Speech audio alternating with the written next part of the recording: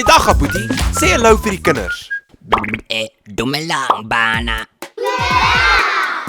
Vandag leer ons oor die familielede. Is julle reg?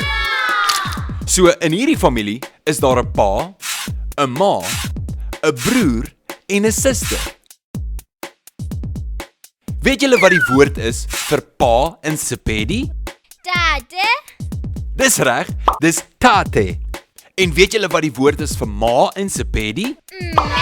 Baie mooi. Me of ma. Wat is die woord vir suster in Sepedi? Dis reg, dis kaitedi. En wat is die woord vir broer in Sepedi? moare, Baie mooi, dis morware. Nou in hierdie familie is daar ook 'n kat. Wat is die woord vir kat in Sepedi? Dis reg, dis katsie. Wat is die woord vir hond in Sepedi? mja, Baie mooi, dis mcha.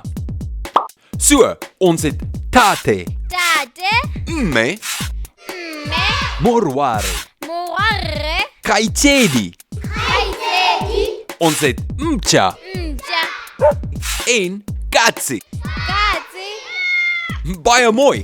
Nou het jy die woorde geleer vir familielede. Totsiens, Abuti. Sien julle volgende keer.